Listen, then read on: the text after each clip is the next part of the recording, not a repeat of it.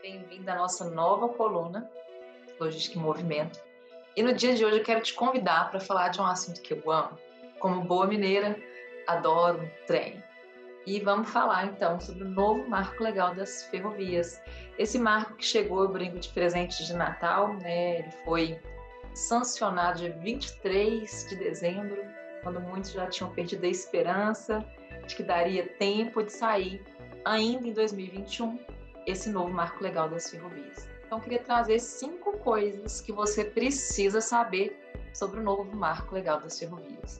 Esse novo marco tem sido notícia, ele é conhecido sobretudo por ter consolidado a base legal das autorizações ferroviárias e o programa ProTrilhos, que foi desenvolvido no governo federal para acompanhar esse novo marco, já contempla, segundo estimativas do próprio Ministério da Infraestrutura, mais de 130 bilhões de investimentos projetados, né, considerando que dê tudo certo, e mais de 27 contratos assinados.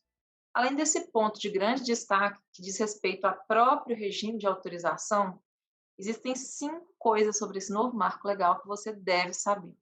Eu vou voltar aqui em um momento posterior para falar só sobre autorizações ferroviárias.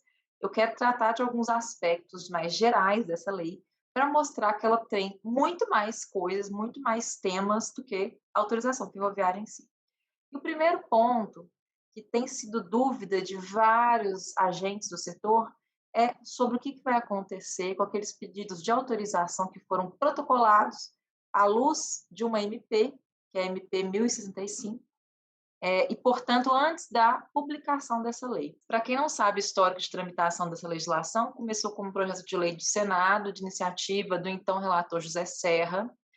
Depois, o marco foi bastante alterado, ampliado, aprovado no Senado, depois de um longo embate, e veio à Câmara dos Deputados, né, em um cenário em que já havia uma pressão do governo federal para que esse marco das ferrovias fosse implementado.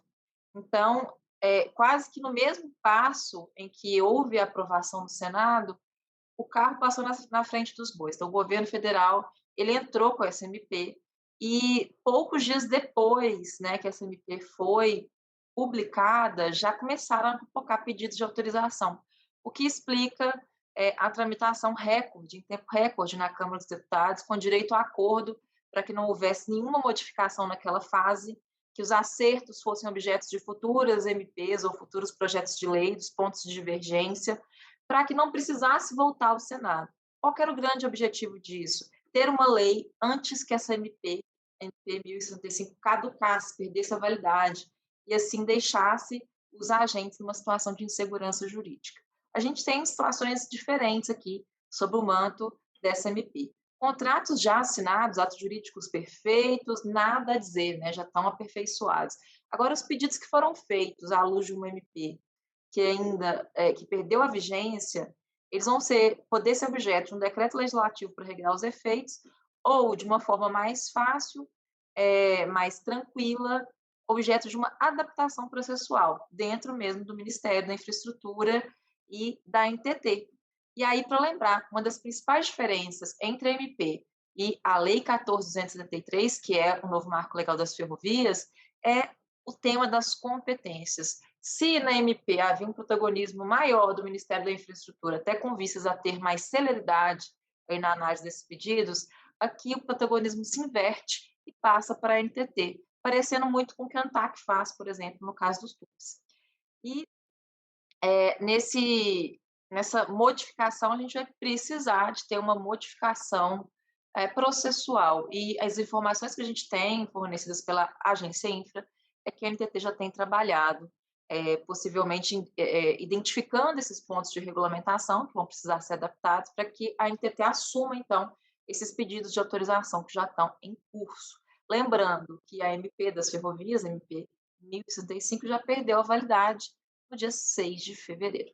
Então, essas são as expectativas que a gente tem aí para resolver esse imbróglio jurídico, né, gente? Direito e suas peripécias. Eu sei que vocês ficam chateados com a gente que é do direito, mas vai passar e vai resolver. O segundo ponto é a respeito de avaliar se teremos ou não os aguardados novos entrantes. Uma das fundamentações para esse novo marco é que a gente diversificasse o rol de competidores, ampliasse um grau de competitividade para ver uma verdadeira abertura do mercado ferroviário, semelhante com o que aconteceu com o telecom e outros setores de infraestrutura. O Ministério da Infraestrutura ele tem divulgado frequentemente os dados e mapeou 15 autores de pedidos de autorização. Desses 15, 12 seriam novos entrantes. São empresas que já estão, de alguma forma, vinculadas à logística, seja porque administram terminais de uso privados, TUPs, seja porque são os próprios donos das cargas, né, têm essa necessidade no seu processo de produção, e temos as conhecidas empresas já do setor, com destaque para a Rumo ali, que tem também emplacado diversos pedidos. Só que, o que eu gosto de falar sem querer parecer desesperançosa? A rigidez do regime concessório é só uma das várias barreiras de entrada que dificultam a maior competitividade nesse setor. A gente precisa pensar que tipo de competitividade que a gente quer atrair, né? Não vale aqui competitividade a todo custo, competitividade que gere destruição do valor de outros sistemas produtivos que são legitimamente construídos, falo em especial do regime concessório, né? Então, a gente vai ter que ter muito cuidado nesse aspecto para ver como que a gente vai absorver esses novos entrantes e evitar que haja também uma taxa de mortalidade muito alta desses projetos. O terceiro ponto que eu queria falar é para que a gente possa olhar para além da autorização. Porque além da autorização é sim a grande novidade, mas não é a única coisa que a lei traz. Esse novo marco legal das ferrovias, ele objetiva simplificar e conferir maior segurança jurídica ao investimento privado em ferrovias. E esses incentivos, eles aparecem em vários dispositivos, né? Seja, por exemplo, em regras mais claras para desativação ou devolução de textos ferroviários que foram otorgados antes da Lei de Prorrogação Antecipada e Relicitação, a Lei 13448 de 2017.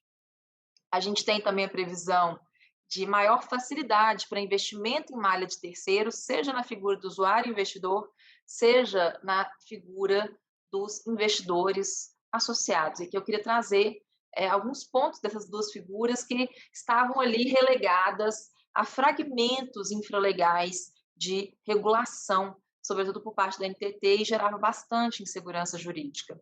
Quanto ao usuário investidor, aqui há uma consagração do princípio livre para atuação, tanto quanto a forma, prazo, montante, como que vai compensar, né?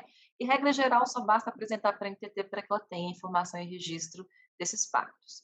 A exceção, quando a NTT passa a ser uma interveniente anuente quase, né, é aquele caso em que os investimentos previstos gerem obrigações que ultrapassem a vigência do contrato outorgado pela concessão, ou até mesmo uma necessidade de revisar o teto tarifário quando o investimento ele é maior do que a elasticidade da tarifa atual, ou até mesmo em outros tipos de ônus para o ente público. Ou seja, aqui, efetivamente, estou muito preocupada em atrair investimento do usuário que tem necessidade da malha e dar conforto para que ele faça esse investimento. Em qualquer caso, inclusive, que há previsão de uma espécie de subrogação, porque a lei prevê que direitos e obrigações desse contrato firmado com a operadora ferroviária, usuário investidor, eles vão se estender ao eventual sucessor. Isso é muito importante, sobretudo quando a gente pensa numa eventual relicitação, numa decretação de caducidade, coisas que a gente já pode eventualmente avaliar no futuro não tão distante. Para investimento associado, existem muitas regras semelhantes, inclusive da liberdade de pactuação. A NTT ela só vai receber, a princípio, o contrato para avaliar, né? Esse investidor ele vai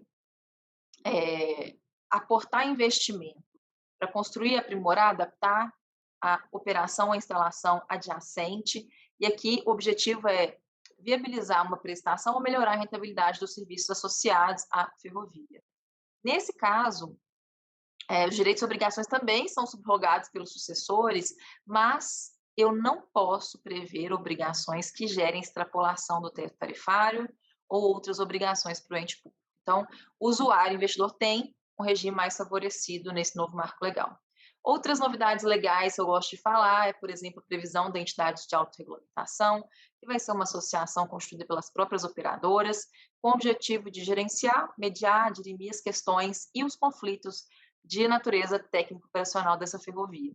Uma coisa interessante aqui é, por exemplo, a avaliação de quais são os seguros cabíveis. Então, a operadora ferroviária outorgada, ela tem que contratar os seguros que sejam pré-aprovados pelo autorregulador. E aqui eu tenho uma possibilidade de tirar certos fardos regulatórios que são objeto de reclamação a longo tempo por parte do setor. E o quarto ponto que você precisa saber é sobre as possibilidades de mudança do marco, gente, porque no Brasil é assim, a lei acaba de nascer, já tem gente querendo alterar, mas essa alteração ela já era mais ou menos prevista, porque, como eu disse para vocês, houve um acordão para a tramitação express na Câmara dos Deputados, e 4 pontos polêmicos, eles seriam objeto de discussão e não foram ao tempo da votação, com a expectativa de que haveria uma nova MP para contemplar esses pontos. Que pontos são esses? A avaliação dos critérios de desempate, quando eu tenho pedidos de autorização para um mesmo trecho. A questão da publicidade dos pedidos, a questão de pedidos que são feitos, nos trechos que estão sob a área de influência de concessões anteriores, e também o prazo para início de obra de um pedido de autorização para evitar o famoso aventureiro que fica lançando ali protocolo de pedido de autorização sem o menor compromisso. Esse ponto aqui, ele passa a ser muito importante, considerando que foi vetado os estudos de viabilidade como parte do pedido de autorização.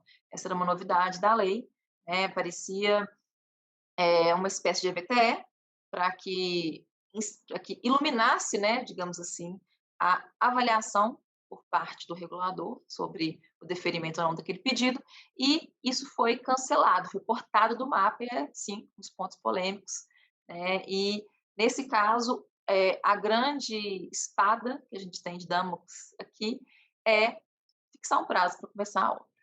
E, por fim, o quinto ponto que você não pode deixar de saber é que a gente tem uma longa faxina regulatória aí para frente, considerando esse tanto de novidade que vem por aí a partir do novo marco. Um dos pontos que eu gosto de exemplificar é o tema do transporte de produtos perigosos. Houve uma retirada desse tema das asas da regulação estatal para transferir para uma regulação técnica que tem uma característica de corregulação, de autorregulação regulada. Por quê? Aqui, a própria lei dispõe que transporte de produtos perigosos ele tem que estar em conformidade com a legislação ambiental e com requisitos que o próprio autorregulador ferroviário vai dispor. Enquanto esse autorregulador ferroviário não existir, a lei já traz uma solução. E a solução é a observância das normas da ABNT. A ABNT já renovou as normas aplicáveis a esse âmbito, de modo que a regulação da NTT, que hoje existe sobre transporte de produtos perigosos, perdeu a sua base de validade. E a gente vai ter, então, muito provavelmente, diversos revogaços, alteração de regulamentações que estão extrapolando as competências regulatórias da NTT, considerando esse novo marco, esse novo desenho, E também vamos ver como esse autorregulador ferroviário vai se constituir, como que ele vai assumir essas competências. São altas as expectativas, mas também altíssimos os benefícios que a gente espera desse novo marco legal. Espero que eu tenha te trago novidades interessantes e que mudem aí um pouquinho o seu dia. Obrigada pela sua atenção e até a próxima.